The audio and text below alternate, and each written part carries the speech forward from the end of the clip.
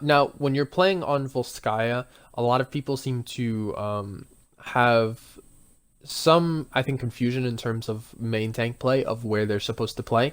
Because if you notice, the Sigma started on this left cubby here, but this is actually not where you want to be playing in general, because what it allows the enemy team to do is, if they're coordinated, they can funnel push through the left side. Well, it's the left side for them. So, like, if you're the Sigma playing their right, and even if they come up on this side, the Rhine can shield the team to the left. And as soon as they have this positioning, you have to reposition.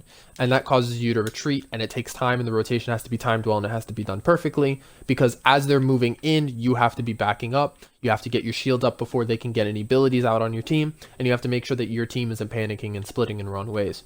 So what you should be doing as the main tank in this position, and of course I understand that in this situation, I'm going to call this the Sigma Vel because I have trouble reading. But Vel should be playing on the front side of the truck where the truck is kind of facing, so that either way the enemy team goes, Vel can put pressure on either side.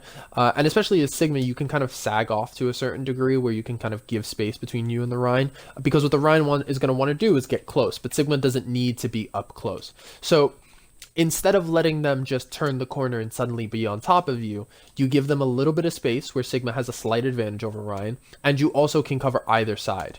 Now, the point about being here and them pushing around doesn't, you can't see it here because they're just going to push straight into you, but you can definitely understand the point of they just turned the corner and they're already on top of you. And that gives Ryan a huge advantage compared to Sigma, because Sigma doesn't get additional value from being up close.